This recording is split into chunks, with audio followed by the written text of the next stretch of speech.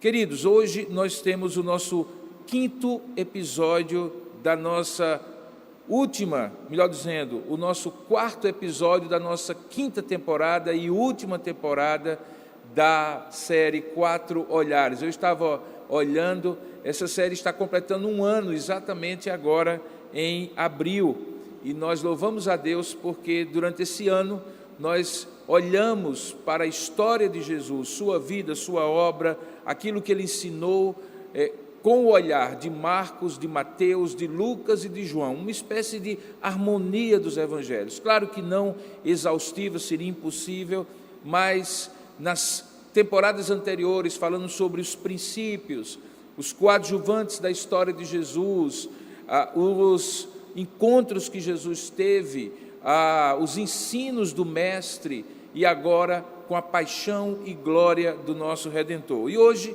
nós vamos juntos, nesse episódio número 4, agora pela manhã, e o episódio 5, à noite, falar sobre a traição do Redentor. Domingo passado nós falamos sobre a coreografia do Redentor e vimos que todos aqueles gestos que Jesus faz na segunda e na terça-feira da semana chamada da Paixão tinham um significado de juízo sobre aquele povo que havia sido chamado na antiga aliança, mas que tinha de alguma maneira desobedecido e sido rebelde ao chamado, ao pacto da aliança com o Senhor, e que agora, por esta rejeição, como diz o apóstolo João, veio para que é o seu, mas os seus não o receberam.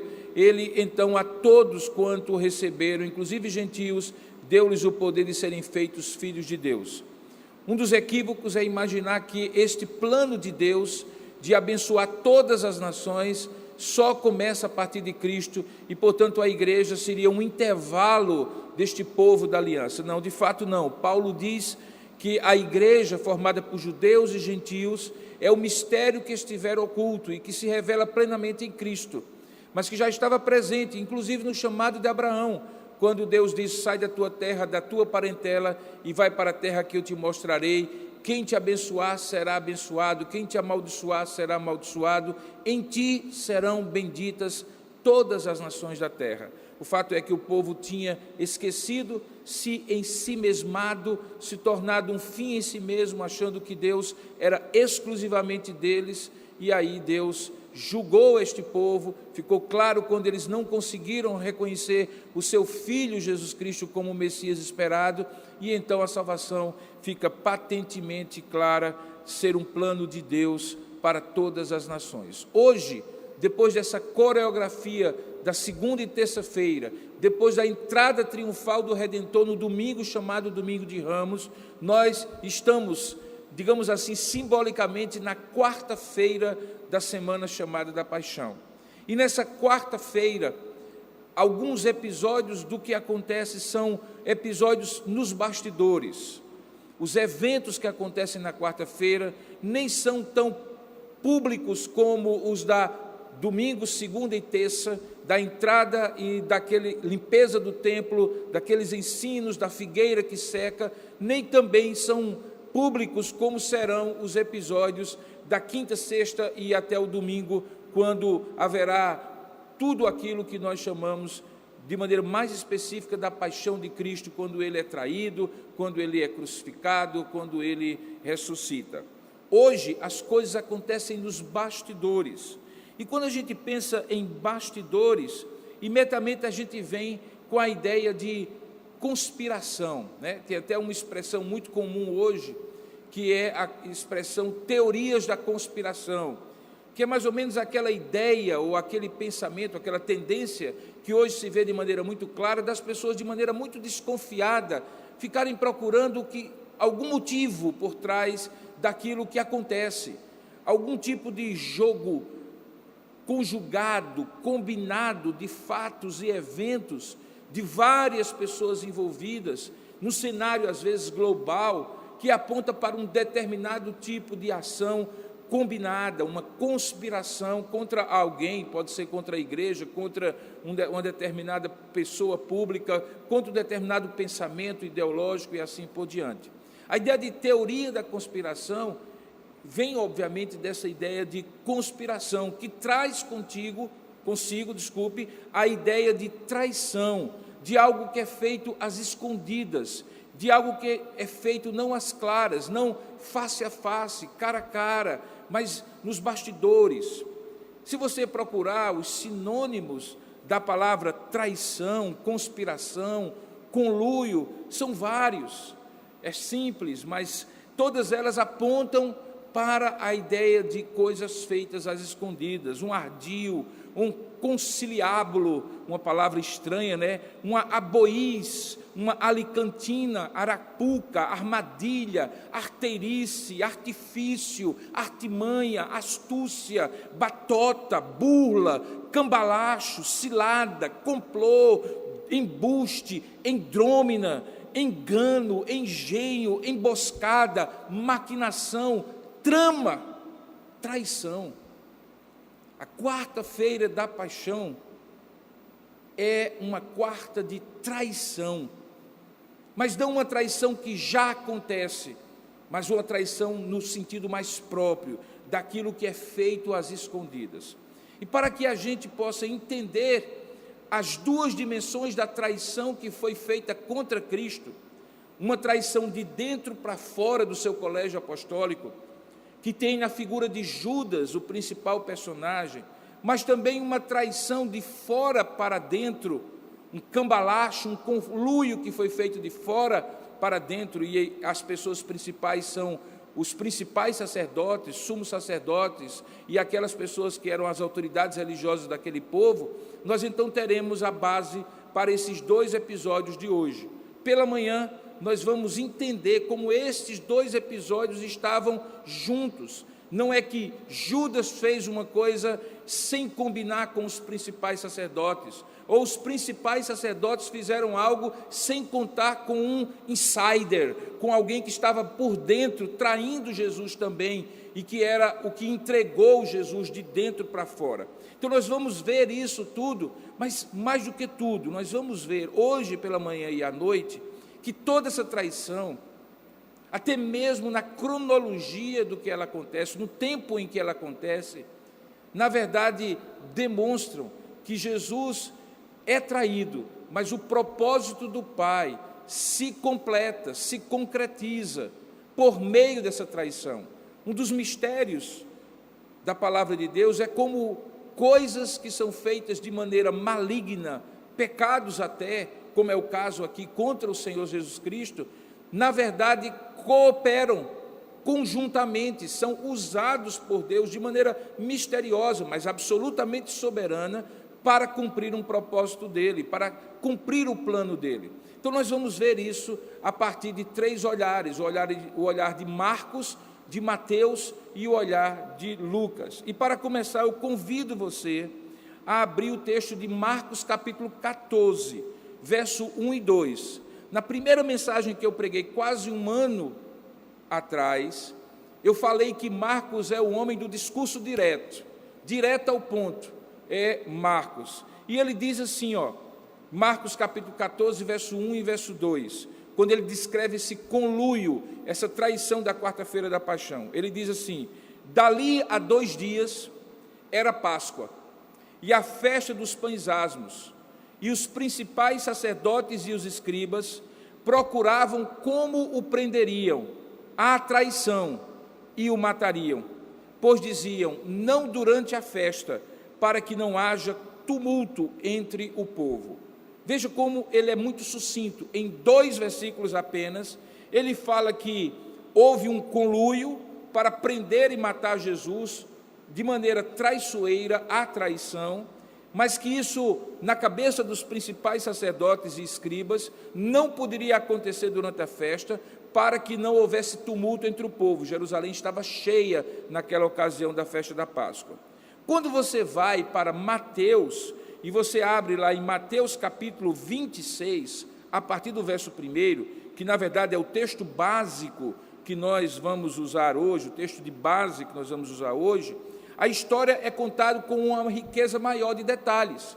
O que Marcos conta em apenas 2 versículos, Mateus estende e coloca uma história no meio, que aparentemente não tem nada a ver, mas como nós iremos ver hoje à noite, tem tudo a ver, que é o momento em que uma mulher também chega diante de Jesus e faz um ato de adoração, quebrando um vaso de perfume cheio de precioso bálsamo para que aquilo seja uma honraria para o Senhor. Mas se você abrir agora, você verá que essa história está no meio, essa história da mulher está no meio daquilo que Mateus descreve no capítulo 26, verso 1, da traição da quarta-feira. Diz assim, Mateus 26, verso 1: tendo Jesus acabado todos esses ensinamentos, lembra, semana passada, esses ensinamentos se referiam inclusive àquele sermão escatológico que Jesus prega na esplanada do templo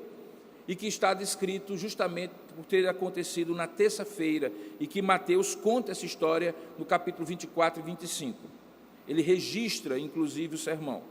Então, tendo Jesus acabado todos esses acontecimentos, ele disse aos seus discípulos: sabeis que daqui a 2 dias celebrar-se-á a Páscoa, e o Filho do Homem será entregue para ser crucificado. Primeiro detalhe, perceba que Mateus diz e afirma que foi o próprio Senhor Jesus que disse que daqui a 2 dias aquilo aconteceria. Marcos apenas registra o fato que daqui a 2 dias haveria Páscoa e houve uma conspiração.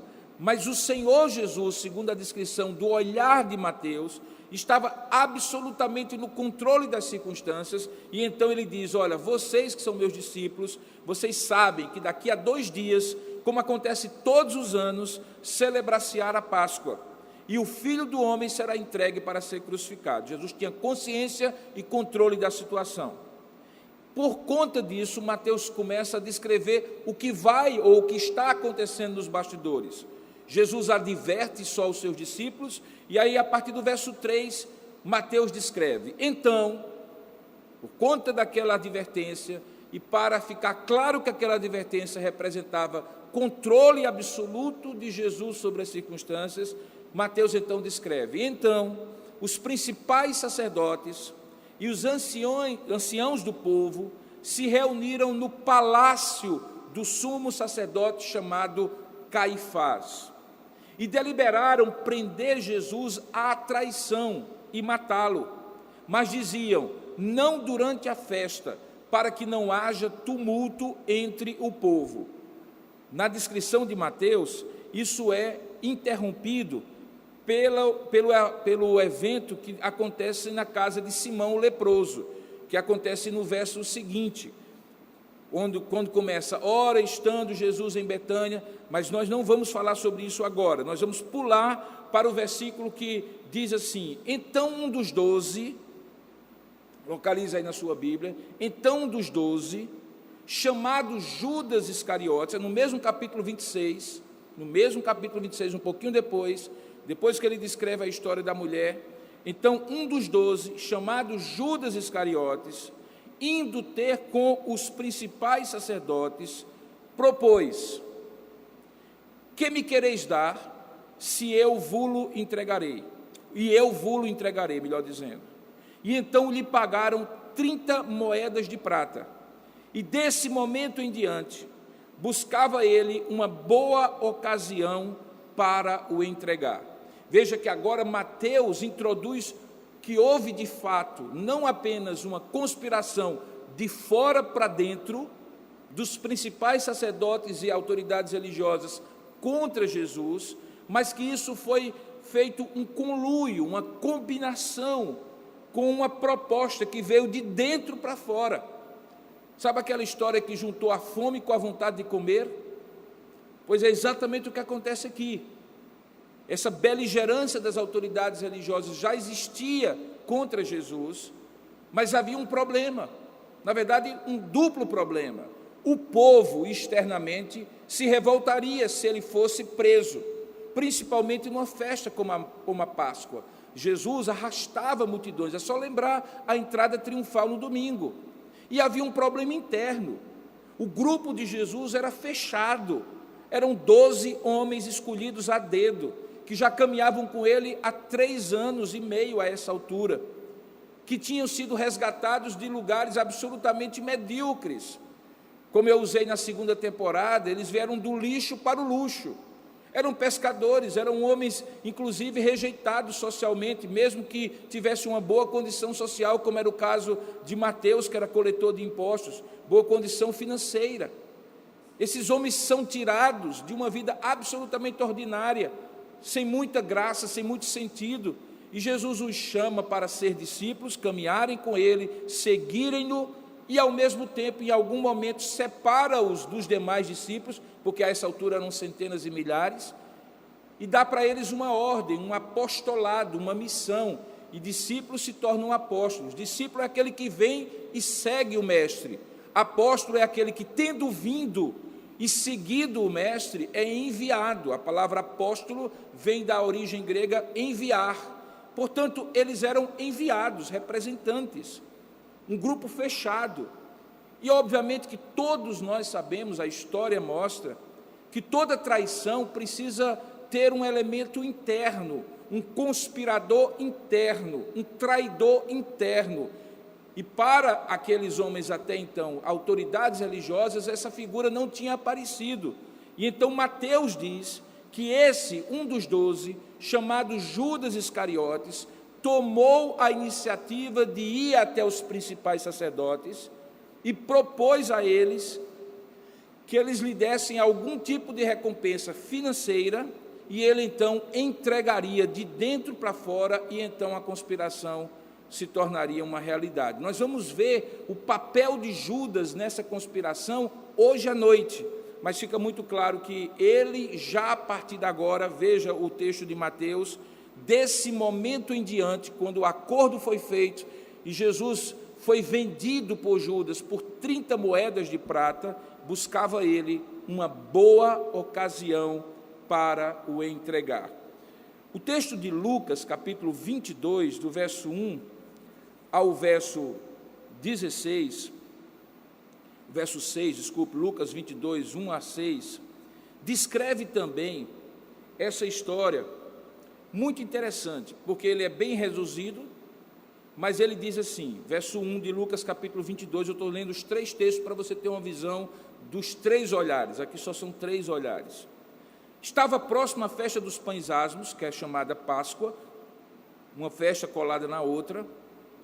Preocupavam-se, diz Lucas, os principais sacerdotes e os escribas em como tirar a vida a Jesus, porque temiam o povo. Veja, os 3 entendem que o que segurava aquelas autoridades era o temor ao povo. Mas aí Lucas acrescenta um detalhe. No verso 3 do capítulo 22, ele diz assim: ora, Satanás entrou em Judas, chamado Iscariotes, que era um dos 12. Aqui Lucas, então, introduz a ideia de que a conspiração de Judas não foi apenas algo do gênio humano, do seu caráter deturpado, distorcido, das suas fissuras de caráter, mas houve uma ação diabólica usando Judas. À noite a gente vai tentar entender como é a responsabilidade de Judas e qual é o limite da ação do diabo na vida dele, de tal maneira que, apesar do diabo ter entrado nele, Judas é responsabilizado diante de Deus pela traição. Mas isso é à noite. Então, aqui Lucas introduz que a ideia de traição não veio apenas da cabeça de Judas, mas veio por uma tentação, por uma possessão demoníaca de Judas por meio de Satanás. E por consequência, diz o verso 4, ele então foi entender-se. A palavra que é usada aqui no Novo Testamento grego, ele foi acertar um negócio. É a mesma ideia de um conluio, de uma traição. Ele foi entender-se com os principais sacerdotes e os capitães sobre como lhes entregaria a Jesus. Esses capitães eram a guarda específica do templo. E Jesus, obviamente, indo e voltando, como nós vimos na segunda e terça e no domingo, de Betânia para Jerusalém, entrava no templo e, obviamente, a ideia deles inicialmente era pegar Jesus em algum momento na esplanada do templo. Por isso que os capitães participam do conluio. Ele foi entender-se. E, diz o texto, eles se alegraram. Verso 5, então eles se alegraram e combinaram em lhe dar dinheiro. Lucas não diz quanto, Mateus diz que foram 30 moedas, e Judas concordou, e aí a mesma expressão de Lucas, de Mateus, acaba acontecendo agora em Lucas, e buscava uma boa ocasião de lhe entregar aos homens, porém sem tumulto. Bom, os textos estão lidos, fica muito claro o conluio de Judas e as principais autoridades. O que nós vamos ver nesta manhã é qual é o papel dos traidores de fora para dentro. Por que eles traíram Jesus? O que lhes motivava? O que eles tinham por objetivo? E como isso encaixou na tendência de um caráter fissurado, corrompido, de um apóstolo do grupo mais íntimo de Jesus, que eram os 12 apóstolos. Vamos orar e pedir a Deus que abra o nosso entendimento, fale com o nosso coração e traga ao nosso coração a sua palavra. Curva a sua cabeça aí onde você está e vamos falar com o Pai. Senhor, nosso Deus e nosso eterno Pai, nós oramos e agradecemos a Ti, ó Deus, nessa hora, pela Tua palavra tão rica, de tantos detalhes, de olhares diferentes, de homens que conviveram e viram ou relataram a partir daquilo que outros relataram para eles, os evangelistas. Que esse olhar de Marcos, Mateus e Lucas nos ajude nesta hora, debaixo da Tua iluminação do Teu Espírito, o mesmo Espírito que os inspirou a compreender a Tua palavra. Dilata o nosso entendimento, abre o nosso coração, para que não seja uma compreensão meramente racional, mas seja algo que realmente fale ao nosso coração e glorifique o nome do nosso Senhor Jesus Cristo na nossa vida. Fala conosco, Pai, nós oramos e agradecemos em nome e para a glória de Jesus. Amém e amém. Queridos, voltemos então ao texto de Mateus. Eu sei que talvez você ficou meio confuso. Eu comecei com Marcos, fui para Mateus, depois fui para Mateus, depois fui para Lucas, e agora eu quero que você volte, Mateus, porque ele vai ser o nosso condutor nessa nossa conversa. Veja, Mateus capítulo 26, verso 1 em diante. A gente já sabe de quando isso aconteceu, foi na quarta-feira da Paixão. Lembre bem que quando nós falamos quarta-feira da Paixão, isso significa terça-feira à noite, a partir das 6 horas já é considerado na quarta-feira, porque os judeus contam assim o dia. O dia sempre é contado das 6 horas do dia anterior, no nosso calendário, até as 6 horas do dia que efetivamente eles chamam pelo nome. Então, vamos colocar aqui, a quarta-feira começa às 6 horas da terça-feira e vai até às 6 horas da própria quarta-feira, segundo o nosso calendário. Então, nós não sabemos exatamente em que momento da terça-feira à noite, para o nosso calendário, que é quarta-feira, início do dia para eles, até a quarta-feira às 6 horas, isso tudo aconteceu, esse conluio foi combinado. Mas de uma coisa nós sabemos, é que ele não é novidade. Jesus sempre teve um embate direto, muito conturbado com as autoridades religiosas. Quando o texto diz em Mateus que os conspiradores eram os principais sacerdotes e os escribas, e também os anciãos do povo, provavelmente ele está usando um termo técnico que um judeu, lembra que o Evangelho não foi escrito para nós apenas no século 21, mas principalmente para aqueles do primeiro século, os leitores originais, os primeiros leitores. Muitos deles eram judeus. E então, quando alguém dizia, olha, os principais sacerdotes, os escribas e os anciãos do povo, eles entendiam de cara que essas 3 categorias representavam uma grande instituição, a maior de todas naquela época, chamada Sinédrio. Era a instituição semelhante a um Supremo Tribunal, e um tribunal que não apenas julgava questões jurídicas propriamente ditas, sociais, econômicas, como se fosse um tribunal de recursos últimos da justiça daquela época, mas também era um tribunal religioso, porque, obviamente, a religião e o sistema legal, o sistema econômico, o sistema social, tudo isso estava muito imbricado, muito envolvido, tudo muito misturado. Por quê? Porque nós estamos aqui refletindo uma realidade que vem desde quando Deus chama esse povo, dá as leis para esse povo, leis essas que eram leis penais, sociais, não apenas religiosas, os 10 mandamentos, mas haviam códigos sanitários ambientais. Ali estava o início de uma nação, de um povo que se organiza de maneira social, econômica e política em torno da lei do Senhor, da centralidade de Deus como grande rei. Até mesmo os reis, como Saul, Davi, Salomão e os demais, eram representantes que governavam em nome do grande rei, que é Deus. Era uma teocracia, portanto. Aqui nós não temos mais a ideia de uma teocracia, porque eles estão no domínio dos romanos, depois de estarem no domínio dos gregos, depois de estarem no domínio dos persas, depois de estarem no domínio dos babilônicos. Mas certamente eles preservaram internamente, por isso inclusive depois nós vamos ver, Jesus é submetido a 2 julgamentos, um julgamento civil diante do procurador romano e um julgamento religioso diante dos sacerdotes do Sinédrio. Então, esse Sinédrio é, na verdade, o que essas 3 categorias de nomes, principais sacerdotes, que incluía o sumo sacerdote, os escribas, que eram os doutores da lei, e os anciãos do povo, que eram as pessoas que, escolhidas entre o povo, também representavam essa autoridade moral do povo na pessoa daqueles homens. Se você olhar direitinho, em Lucas capítulo 20, verso 1 e 2, há uma descrição desses 2 grupos. Se você olhar direitinho, você verá que Lucas capítulo 20, verso 1 e 2, tem essa descrição. Veja que diz assim: naqueles dias, lá em Lucas 20, 1 e 2, estando Jesus a ensinar o povo no templo e a evangelizar, sobrevieram os principais sacerdotes e os escribas, juntamente com os anciãos. Então, isto aqui é Sinédrio. Então, o Sinédrio está no centro dessa conspiração, e sempre esteve.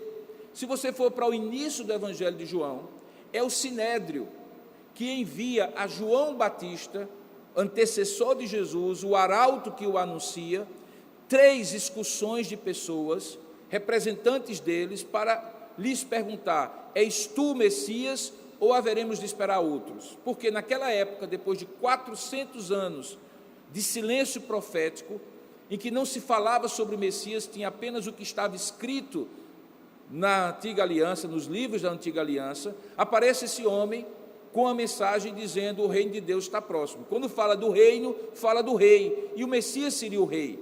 Então eles mandam para João Batista interrogatórios, 3 comitivas, perguntando se ele era o Messias, e se, sendo o Messias, se não fosse Messias, quem seria, se deveriam esperar outros. A partir dali, num crescente de hostilidade, essas autoridades religiosas começam a olhar para Jesus com muita desconfiança. Jesus tinha um ensino que nós poderíamos chamar de heterodoxo. Não que ele contrariava a lei, ele mesmo diz no Sermão da Montanha: eu não vim para desfazer a lei, eu vim, na verdade, para cumpri-la. E a maneira que ele cumpriu foi sendo ele, pessoalmente, o cumprimento da lei, mas também sendo ele aquele que poderia dar a entender, ressignificar a razão mais profunda, o significado mais profundo de cada um daqueles mandamentos. Ele faz isso, inclusive, no Sermão da Montanha, quando ele diz assim: ouvistes o que foi dito, eu, porém, vos digo. E não que ele contradissesse aquilo que tinha sido dito na lei de Moisés, mas ele ia no profundo da motivação. E então ele dizia assim: olha, deixa eu dizer uma coisa, lembra aquele mandamento, ouviste o que foi dito, não matarás? Pois bem, se vocês pensam que matar é apenas fazer o mal fisicamente a alguém, tirar-lhe a vida, saiba que se alguém se irá contra seu irmão, sem motivo no seu coração, já terá assassinado ele. Então Jesus ia mais profundo. Isso tudo incomodava os principais sacerdotes e religiosos da época. Por quê? Porque àquela altura a religião judaica tinha se tornado uma religião formal, cheia de meticulosidade, cheia de detalhes, leis e sobre leis, pequenas regrinhas que foram sendo acrescentadas, mas essas regrinhas não iam ao cerne do coração do homem, que não é mudado por regras e por normas, mas por um toque na motivação, na emoção, na razão, que fazem parte dessa figura chamada coração, a sede da alma humana, a sede do ser humano. A lei não é capaz de transformar esse coração humano. E eles acrescentavam leis sobre leis, detalhes sobre detalhes. Era uma religião que tinha se tornado hipócrita. Aquilo que aparentava ser era mais importante do que aquilo que de fato era. Jesus os chama de raça de víboras, de sepulcros caiados, e você imagina a ideia, um túmulo caiado por fora, bonitinho, branquinho, mas que lá dentro tem ossos, carne em putrefação. Ele dizia, essa é a melhor figura para descrever vocês. Por fora vocês parecem religiosos belíssimos, obedientes, íntegros, mas dentro vocês são podres. Eu vejo a motivação de vocês são uma raça de víboras. Então, Jesus vai num crescente de contestação daquela autoridade religiosa que estava desprovida de verdadeira piedade, de verdadeira fidelidade a Deus. E, ao mesmo tempo, Jesus tinha não apenas um ensinamento contundente, que tinha uma certa heterodoxia, porque ele não tinha sido formado em nenhuma das escolas rabínicas, embora nada do que ele dissesse contradissesse a palavra de Deus, que já tinha sido revelada. Jesus também tinha uma prática que incomodava. E talvez o maior símbolo dessa prática que incomodava era como Jesus lidava com um dia sagrado para eles, que era o sábado. Para nós é o domingo. Lembra que o sábado, ou o dia do descanso, é um dia que está consignado nos 10 mandamentos para ser santificado, ou seja, separado.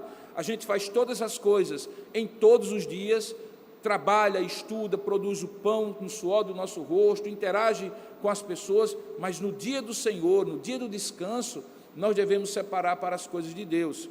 Mas isso tinha se tornado um peso pela visão legalista, formal, estreita daqueles homens.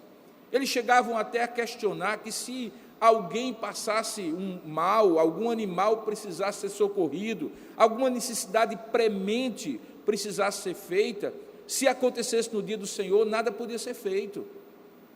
E Jesus vai quebrando esse paradigma. A máxima dele se torna que o sábado não é, o homem não foi feito para o sábado, mas o sábado foi feito para o homem. Portanto, o ser humano é mais importante do que a legalização, o legalismo daquelas normas. Isso tudo contrariava, chateava e assim por diante. Então, o plano de Jesus ser levado à morte já existia há muito tempo. Há vários textos. Marcos capítulo 3, verso 6, registra isso. No mesmo evangelho, no capítulo 11, verso 18, também já tinha início ali de conspiração. No capítulo 12, verso 7, verso 12, depois você pode olhar esses textos, e particularmente em Lucas, capítulo 19 e 47, e no capítulo 20 e 19. Esses dois eu vou ler, para você ver que isso que está acontecendo aqui, está acontecendo, mas é um crescente, é uma consumação, digamos assim, daqueles planos. Então, se você abrir aí em Lucas capítulo 19, verso 47, você vai ver como acontece isso, dito por Lucas antes disso de acontecer. Diz assim, olha, diariamente Jesus ensinava no templo, mas os principais sacerdotes, os escribas e os maiorais do povo, aqui é maiorais ou anciãos do povo, procuravam eliminá-lo. Contudo, não atinavam em como fazê-lo, porque todo o povo, ao ouvi-lo, ficava dominado por ele. Então já havia esse conluio, Lucas diz isso.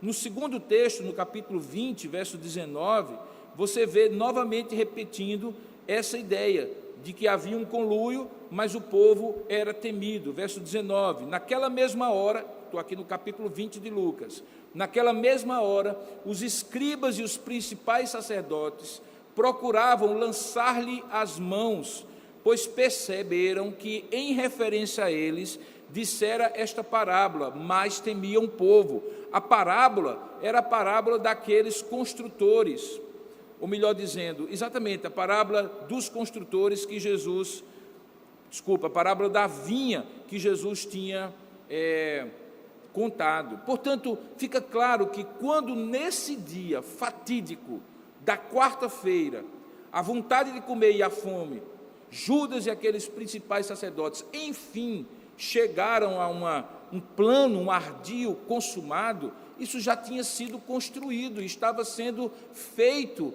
no imaginário, nos planos urdidos por aquele povo, e particularmente pelos principais sacerdotes. Então, o plano de levar Jesus à morte já existia há muito tempo.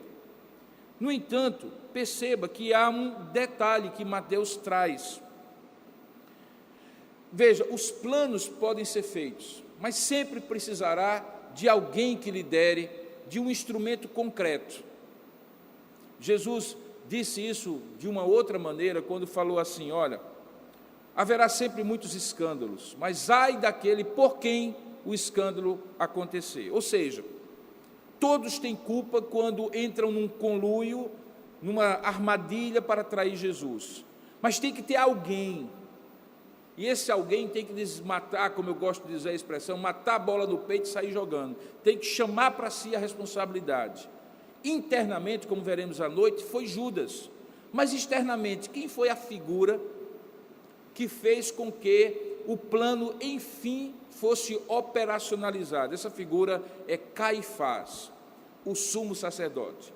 A gente vai encontrar com ele, possivelmente no próximo domingo, quando a gente encontrar o julgamento de Jesus feito diante de Caifás, o julgamento religioso feito diante de Caifás. Mas se você abrir, como você já leu, em Mateus capítulo 26, verso 57, você verá que foi na casa de Caifás que esse conluio se concretizou. Veja o que é que diz o texto. O texto diz assim, se eu estou falando já da prisão de Jesus, diz que, e os que prenderam Jesus, o levaram à casa de Caifás, o sumo sacerdote, onde se haviam reunido os escribas, olha novamente eles, e os anciãos. Preste bem atenção, o sinédrio, na hora em que Jesus é preso, encontra com Jesus não no lugar da corte do sumo sacerdote. Havia um lugar dentro do templo, onde o sumo sacerdote, juntamente com os principais anciãos e escribas, se reuniam. Seria chamado de, digamos assim, o palácio do sinédrio, fazia parte da estrutura do grande templo em Jerusalém. Contígua, ou seja, ao lado, coladinho ali ao templo, havia a casa de Caifás. E é curioso que na hora em que Jesus é preso, inclusive à noite, você vai ver quando a gente falar sobre o Getsêmani, desde aquela época ninguém poderia ser preso à noite, mas Jesus é preso à noite, e meio que para camuflar a quebra da lei, ele é levado pelos capitães do templo que vão prendê-lo no Getsêmani, não para o palácio, mas para as escondidas da casa do sumo sacerdote, onde já estavam reunidos os anciãos e os escribas. A gente viu no texto de Mateus, também no capítulo 26, que é a esse que Judas procura. Veja, no capítulo 26, verso 3, diz que os principais sacerdotes e os anciãos do povo se reuniram no palácio do sumo sacerdote chamado Caifás, e lá deliberaram prender Jesus à traição e matá-lo, e é lá que Judas se encontra com eles. Então nós temos dois lugares diferentes. O conluio foi feito no palácio oficial do sacerdócio, do sumo sacerdócio. É lá que o acordo de Judas e Caifás é feito. As 30 moedas são pagas a Judas. Mas quando Jesus é preso, para escamotear, fazer as escuras, para que os romanos não tivessem um motivo para anular aquela prisão, segundo o direito romano, que proibia a prisão à noite, a não ser em caso de conspiração contra César, Jesus é levado para ser julgado na casa e não no palácio de Caifás. Esse detalhe é importante porque primeiro coloca Caifás no meio do complô, como a grande mente que vai liderando aqueles conspiradores, traidores de Jesus, como também aquele que de maneira astuciosa dribla os detalhes da lei romana e da lei judaica, a ponto de quando Jesus tem o seu plano urdido, é feito no palácio, mas quando Jesus é efetivamente preso, é na casa que ele é recebido por Caifás e os principais sacerdotes. Portanto, a gente pode, sem dúvida alguma, concluir que a grande figura de fora para dentro, que durante todos esses anos do ministério de Jesus estava oculto em todos aqueles embates que os escribas, fariseus e saduceus tinham com Jesus e que vai num crescente, até chegar naquele momento, era a figura de Caifás.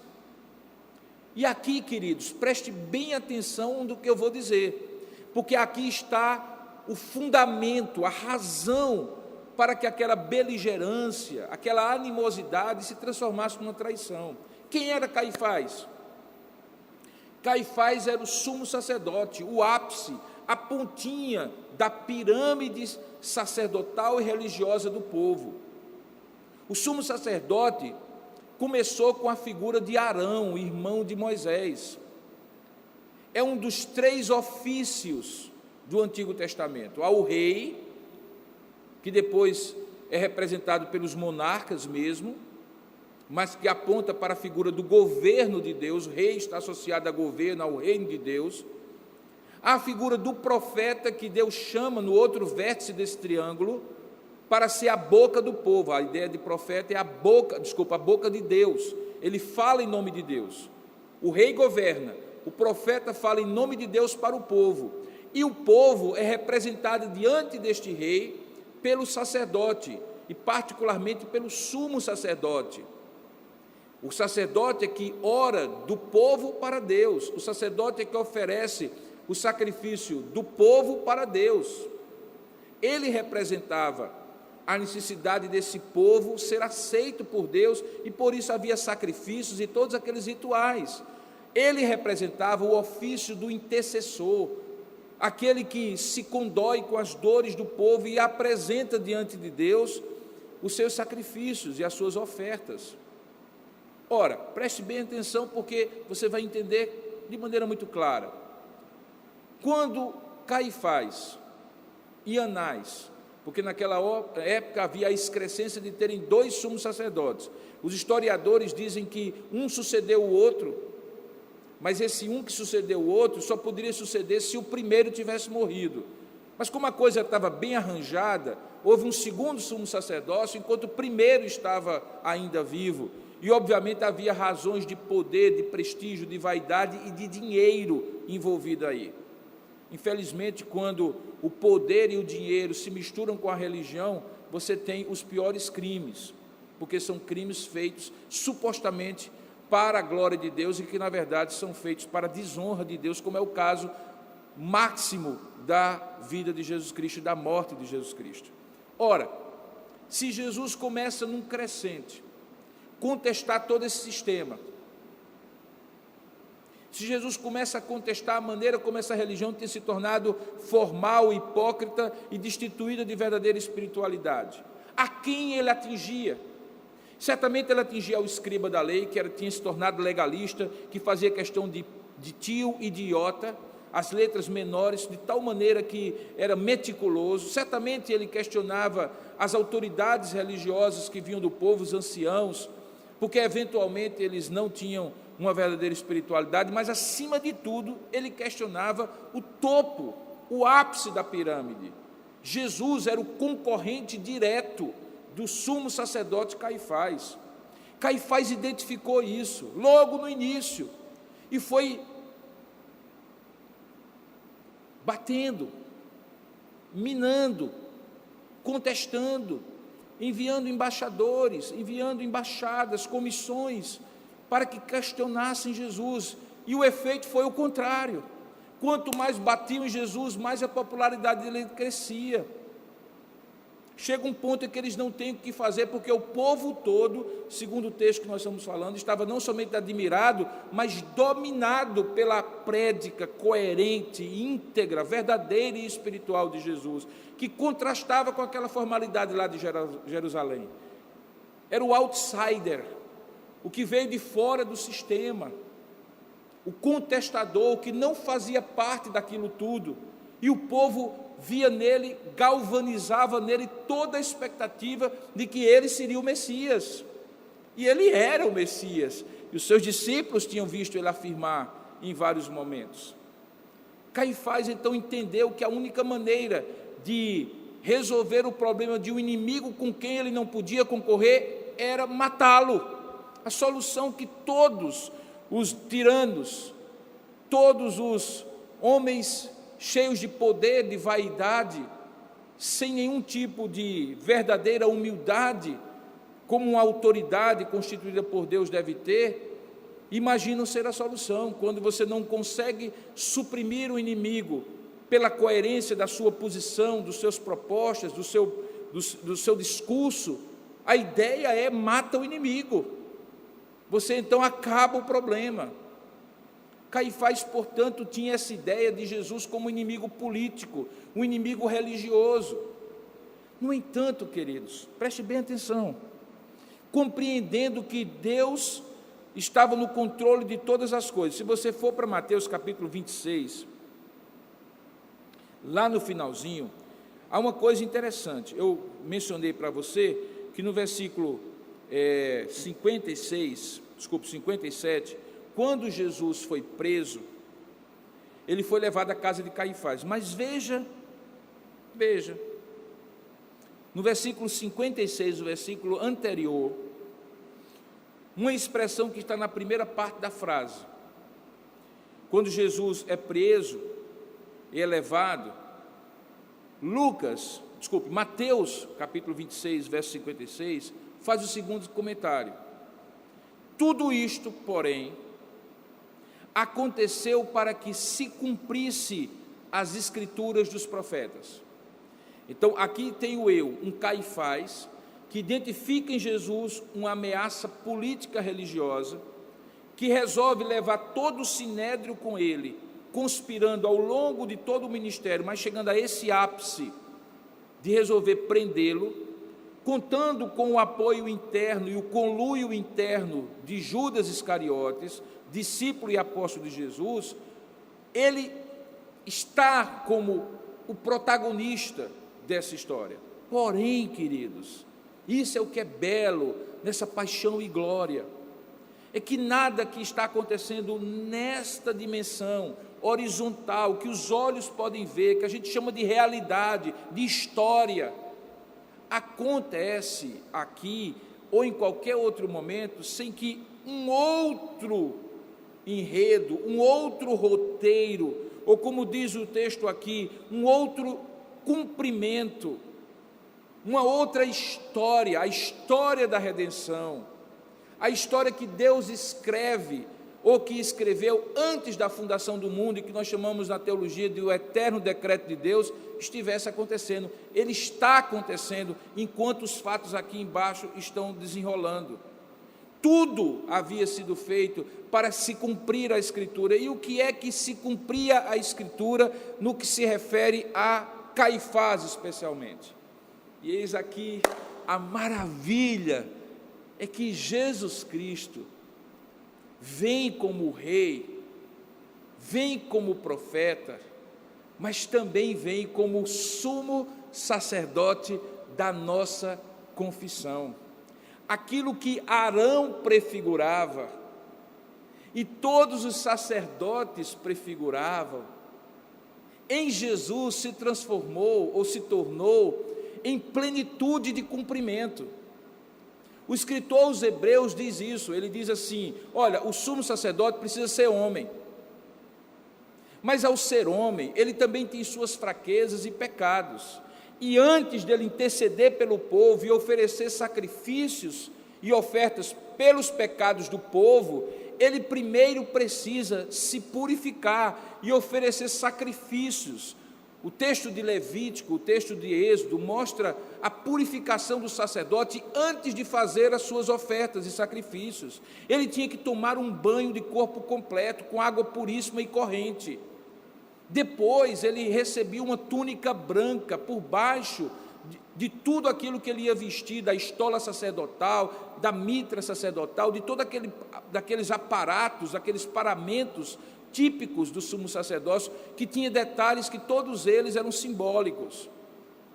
Ele tomava, portanto, um banho, vestia aquele linho fino, aquele manto, aquele vestido de linho branco, puríssimo, que representava a santidade, a pureza, não podia ter costura, para dar a ideia de integridade. Era entretecido e feito de um tecido só, sem costuras. Depois dali, ele tinha, no ato de ser ordenado sumo sacerdote, colocado no lóbulo da sua orelha direita, no polegar da sua mão direita e no dedão do seu pé direito, gotas de sangue de um cordeiro sacrificado, que representava que o seu ouvir, o seu agir e o seu caminhar deveriam ser cobertos pelo sangue do cordeiro, aquele mesmo que havia sido derramado e colocado nos umbrais da porta, que significa remissão. Ele era um homem remido, separado, santificado. Sobre essas gotículas de sangue, ele também recebia a unção de um azeite finíssimo, de 7 vezes depurado, que representava o poder, a comissão, a autoridade, a unção sacerdotal, que também era colocado para que tudo aquilo que ele ouvisse, fizesse, por onde ele caminhasse, ele estivesse caminhando, vivendo, vivenciando e ouvindo de maneira separada dos demais mortais. Tudo isso era símbolo, mas o grande problema é que ele era um homem pecador. O sumo sacerdote era um homem pecador que tinha sido separado por Deus para representar de maneira parcial, de maneira provisória, aquele grande sumo sacerdote que agora o escritor aos Hebreus diz: Cristo, porém, mesmo sendo homem, não teve pecado. Portanto, ele não fez o sacrifício que fez como cordeiro, sendo sacerdote e oferta ao mesmo tempo, por si. Ele fez pelo povo, é o sacrifício perfeito. Ele é o sumo sacerdote perfeito, porque apesar de homem, ele não tem pecado. Então, a grande razão para que todo aquele ódio viesse de Caifás não era apenas uma razão religiosa, política. Espiritualmente, Deus suscita no coração daquele homem e usa Satanás por meio de Judas para que um sumo sacerdote, destituído de poder e de autoridade, formalista, legalista, hipócrita, corrupto, olhasse para o verdadeiro sumo sacerdote da nossa confissão, Jesus Cristo, como inimigo. Deus estava nos bastidores dessa história, fazendo com que esse conflito e essa conspiração convergisse para a derrocada definitiva da velha aliança, e aquele sumo sacerdote fosse substituído por um novo sumo sacerdote, o nosso Senhor Jesus Cristo, o sumo sacerdote perfeito. Hebreus capítulo 4 diz um texto muito belo, porque ele descreve justamente essa ideia. Se você abrir a palavra de Deus, lá você vai ver, Hebreus capítulo 4, verso 14,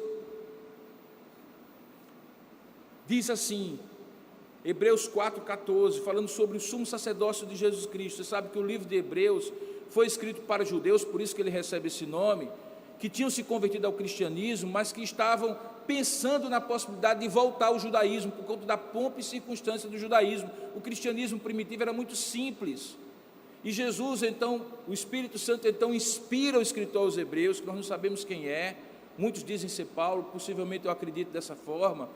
Ele mostra, em vários momentos da sua carta, a superioridade de Cristo sobre a superioridade da aliança de Cristo sobre a antiga aliança, a superioridade do reinado de Cristo, do nome de Cristo, da essência de Cristo e do sumo sacerdócio de Cristo. Veja o que é que ele diz aqui no capítulo 4, verso 14. Ele diz assim: tendo, pois, a Jesus, o Filho de Deus, como grande sumo sacerdote, que penetrou os céus. Lembra que a ideia do sumo sacerdote que penetra no santíssimo lugar, na própria presença de Deus, isso uma vez por ano, no dia da expiação, no Yom Kippur, aqui é substituída pela ideia de que o Senhor entrou na habitação do próprio trono de Deus, como Filho de Deus encarnado. Isso ele fez pela morte, nós veremos depois, de uma vez por todas. Diz que ele penetrou os céus, e por causa disso, conservemos firmes a nossa confissão. E olha a descrição doce que é feita desse sumo sacerdote. Ele diz assim: porque não temos sumo sacerdote que não possa compadecer-se das nossas fraquezas. Antes foi ele tentado em todas as coisas à nossa semelhança, mas sem pecado. Acheguemo-nos, portanto, confiadamente junto ao trono da graça, a fim de recebermos misericórdia e acharmos graça para socorro em tempo oportuno. Esse sumo sacerdote é Jesus. No capítulo seguinte, capítulo 5, ele diz assim: olha, porque todo sumo sacerdote, ele é tomado dentre os homens, ele é constituído nas coisas concernentes a Deus, a favor dos homens, aquilo que eu estava explicando, para oferecer tanto os dons como os sacrifícios pelos pecados. Ele deve ser capaz de condoer-se dos ignorantes e dos que erram, pois ele também mesmo está rodeado de fraquezas. E por esta razão, deve oferecer sacrifícios pelos pecados, tanto do povo como de si mesmo. E aí o escritor diz: ninguém, pois, toma essa honra para si mesmo, senão quando chamado por Deus, como aconteceu com Arão. Mas aí ele olha para Jesus como esse sumo sacerdote e diz: não, agora no caso de Cristo, ele a si mesmo não se glorificou para se tornar um sumo sacerdote, mas o glorificou aquele que lhe disse: tu és o meu filho, hoje eu te gerei. Como em outro lugar também é dito: tu és sacerdote para sempre, segundo a ordem de Melquisedeque. E qual foi o ministério de Jesus como sumo sacerdote? Enquanto tinha um sacerdote falso, um sumo sacerdote corrupto em Jerusalém, nos 3 anos e meio, diz o texto que Jesus, nos dias da sua carne, verso 7, eu estou lendo Hebreus 5, tendo oferecido com forte clamor e lágrimas, orações e súplicas a quem o podia livrar da morte, e tendo sido ouvido por causa da sua piedade, embora sendo filho, aprendeu a obediência pelas coisas que sofreu, e tendo sido aperfeiçoado, tornou-se autor da salvação eterna para todos os que lhe obedecem.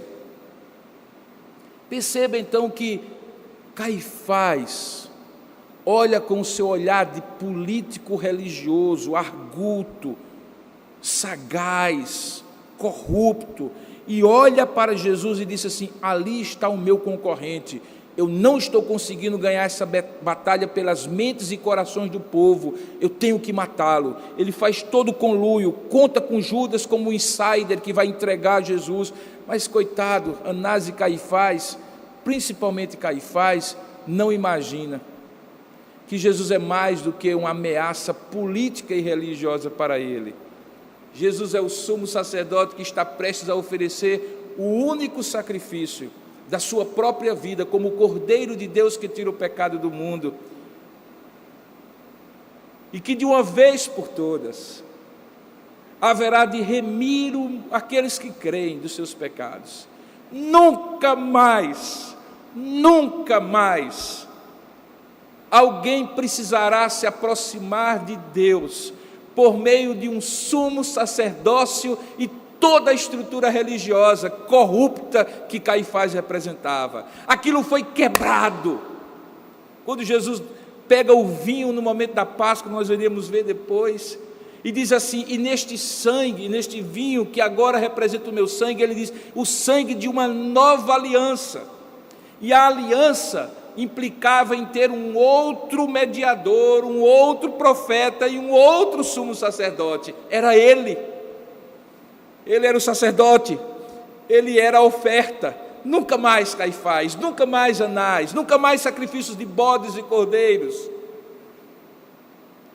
Veja, o conluio e a conspiração de Caifás faziam parte de um propósito de Deus decretado desde toda a eternidade, de enfim chegar ao conhecimento de todos que o sumo sacerdote tinha chegado.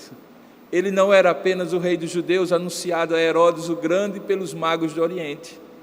Ele não era apenas a voz profética definitiva de Deus, que fazia o povo se maravilhar da sua doutrina e ouvir Deus falando por meio dele, a palavra viva. Mas ele também é o sumo sacerdote da nossa confissão. E por isso, Caifás foi um pobre, mesquinho e medíocre sacerdote, sumo sacerdote, que na sua mediocridade e mesquinharia, na sua corrupção, cumpriu e foi instrumento de Deus para cumprir o propósito, cumpriu o seu papel, e foi instrumento de Deus para cumprir o propósito do Senhor, do novo sumo sacerdote, fazer o sacrifício definitivo. O que é que isso me leva a concluir? Isso me leva a concluir que toda conspiração humana não foge ao controle de Deus, e que toda conspiração humana cumpre um propósito de Deus, sem tirar dos conspiradores a responsabilidade moral de se terem disposto àquele papel abjeto de conspiradores. Deus responsabiliza o homem, ainda que cumpra o seu papel por meio deste homem, livre moralmente para fazer aquilo que ele não deveria fazer. Bom, queridos, eu sei que essa história é a história da redenção. Era Jesus que estava ali para cumprir o papel. Mas é curioso, né? Que a gente pode pegar essa história e transportar para a nossa vida em vários momentos e perceber, como diz Paulo escrevendo aos Romanos no capítulo 8, que todas as coisas cooperam para o bem daqueles que amam a Deus e que também são chamados por esse mesmo propósito. Isso me dá conforto e deve dar conforto a você, de saber que a nossa vida, se vivida diante de Deus, ainda que cheguemos a enfrentar conspirações, sedições, traições, de toda ordem, movidas pelos motivos mais terríveis possíveis, nada disso nos afastará do amor e do propósito de Deus, porque se Deus é por nós, quem será contra nós? Algumas vezes a gente pensa que Deus nos livrará das traições, e Ele livra, das conspirações, Ele livra, mas algumas vezes, como aconteceu com Jesus e pode acontecer com qualquer um de nós, a conspiração e a traição são levados a cabo, e nós sofremos as consequências, mas jamais sem o cumprimento da vontade e do propósito de Deus na nossa vida. E por isso podemos descansar no Senhor, na palma da sua mão, porque os piores conspiradores jamais serão capazes de ir contra o propósito de Deus que Ele tem para a sua vida. Confie nessas verdades, porque o maior exemplo delas é a conspiração que aparentemente deu certo, mas deu muito errado para Caifás e para todos aqueles conspiradores, porque Deus estava no controle, como está o controle da sua vida, nas conspirações que você vier a enfrentar. Vamos orar juntos. Ó Deus amado e querido Pai, ao fim deste culto, nós rogamos que esta palavra tenha nos inspirado a confiar em Ti, tenha nos motivado a confiar em Ti, sabendo que se com o Teu próprio Filho Jesus Cristo, dentro do projeto, do propósito eterno do Senhor, mesmo a conspiração e a traição, cumpriram o Teu propósito, a Tua vontade, assim também pode e certamente será conosco. Ó Deus, sabemos que com Cristo havia um propósito salvífico, redentivo, que não é o caso de nenhum de nós. Ele morreu pelos nossos pecados, por causa da conspiração, como sumo sacerdote e cordeiro de Deus, para nos remir dos nossos pecados. Mas quanto a nós, teus filhos por meio de Cristo, nas nossas lutas diárias, nos faz olhar para Jesus e saber que nada que acontece conosco, assim como aconteceu com ele, foge do teu propósito, porque tu és o Deus que frustra as conspirações que são contra a tua vontade e usa as conspirações que vão concorrer conjuntamente, cooperar conjuntamente para o cumprimento do teu propósito. Nos ajuda a discernir umas das outras, confiando em Jesus, o nosso sumo sacerdote da nossa confissão. Abençoa o restante do nosso dia, abençoa agora nós que vamos estudar um pouco mais a tua palavra na escola bíblica dominical, e traga-nos à noite para continuar te adorando. Ser com cada um em cada lugar em que está agora, e abençoa com a bênção do Deus triuno, Pai, Filho e Espírito Santo. Amém.